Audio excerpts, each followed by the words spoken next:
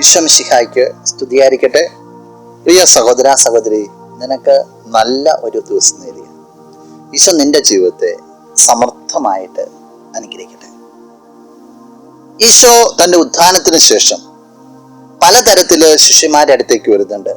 താൻ ഉയർപ്പിക്കപ്പെട്ടു എന്ന് അവരെ ബോധ്യപ്പെടുത്തുവാനായിട്ട്, ആ ഉത്ഥിതനായതിൻ്റെ സന്തോഷം പങ്കുവയ്ക്കുവാനായിട്ട്, ശിഷ്യന്മാർക്ക് വലിയ പ്രതീക്ഷകൾ കൊടുക്കാൻ വേണ്ടി.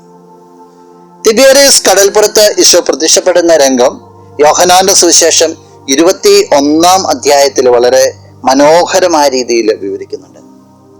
അതിന് തുടക്കത്തിൽ നമ്മൾ കാണുക, പത്രോസ് മറ്റു ശിഷ്യന്മാരോട് പറയുകയാണ്, ഞാൻ മീൻ പിടിക്കാൻ പോവുകയാണ്. മീൻ പിടിക്കുന്ന മേഖലകളിൽ നിന്ന് കർത്താവ് അവനെ കൊണ്ടുവന്നെയാണ്. അവൻ തിരിച്ചു പോവുക. അവിടെ കൂട്ടത്തിലുള്ളവരും അവന്റെ കൂടെ കൂടുക.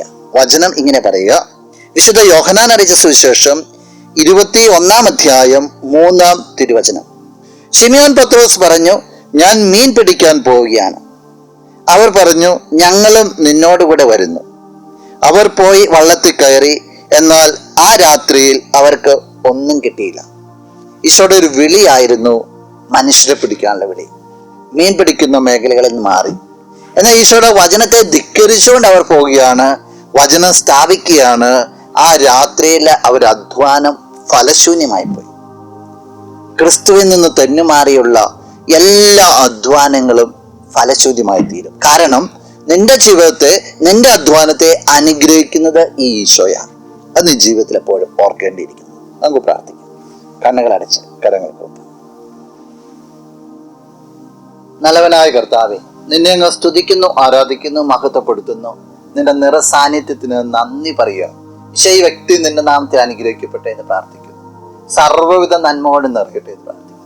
നിന്റെ വചനങ്ങൾക്കനുസരിച്ച് എപ്പോഴും ജീവിതത്തെ ക്രമീകരിക്കുവാനും അത് നിലനിൽക്കുവാനും ഈ വ്യക്തിക്ക് സാധിക്കട്ടെ എന്ന് പ്രാർത്ഥിക്കുകയാണ്. ഈ ദിവസത്തിനോട് എല്ലാ നന്മകളും കൃപകളും നൽകണം, ഇപ്പോഴും എപ്പോഴും എന്നേക്കും. ആമേൻ. ആരാധിച്ചിടാം, കുമ്പിട്ടാരാധി